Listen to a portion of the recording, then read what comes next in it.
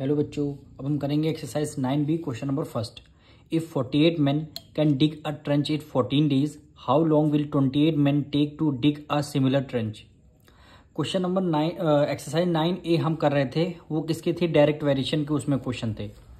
Direct variation का मतलब है एक्सरसाइज वो कौन सी थी? 9A में 9A जो हम लोग एक्सरसाइज के सारे क्वेश्चन कर रहे थे उसमें कौन से क्वेश्चन थे? डायरेक्ट वेरिएशन के सारे क्वेश्चन थे।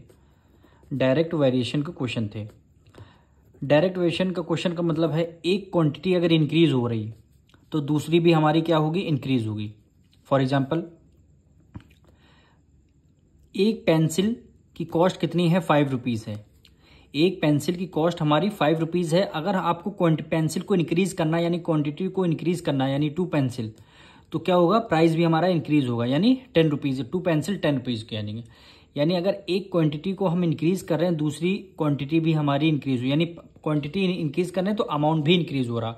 इसका मतलब होता है डायरेक्ट वेरिएशन का क्वेश्चन। पर इस एक्सरसाइज में है 9B में है इनवर्स वेरिएशन के क्वेश्चन है। इनवर्स वेरिएशन का मतलब है एक क्वांटिटी को अगर आप इंक्रीज करेंगे तो दूसरी क्वांटिटी क्या होगी? डिक्रीज होगी। फॉर एग्जाम्पल, अगर एक मैन एक हाउस को कंप्लीट यानी बनाने में कितने डेज लग रहे हैं? 60 डेज।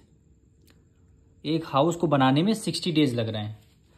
तो अगर हम मैन की काउंटिंग बढ़ा दें, यानी अगर हम कर दें 2 मैन, अगर मैन की काउंटिंग हम 2 मैन कर दें तो हमारे डेज क्या हो जाएंगे? 30 डेज हो जाएंगे। 30 डेज हो जाएंगे। यानी देखिए, अगर हमने मैन की क्वांटिटी बढ़ाई तो नंबर ऑफ डेज क्या हो गए? हमारे डिक्रीज हो गए।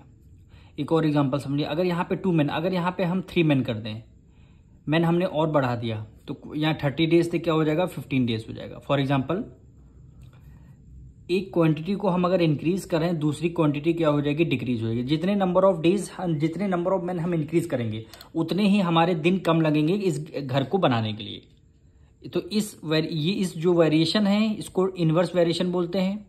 और डायरेक्ट वेरिएशन का मतलब है एक क्वांटिटी इंक्रीज हो रही तो दूसरी भी इंक्रीज होगी। अब आते हैं इसके एग्जाम्पल पे। ये जो क्वेश्चन नंबर फर्स्ट हमें गिवन है, क्वेश्चन नंबर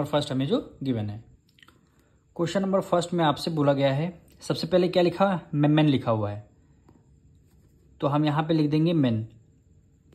सेम ऐसे ही आपको कॉपी में भी करना है और यहां पे लिख देंगे डेज। कितने मैन हैं? 48 मैन हैं। 48 को एज इट इज लिखा। कितने डेज हैं? 14 डेज हैं। फिर यहां पे आ जाइए, हाउ लॉन्ग विल 28 मैन। कितने मैन हैं? 28 मैन हैं। और कितने डेज, नंबर ऑफ डेज आपसे पूछ रहा है।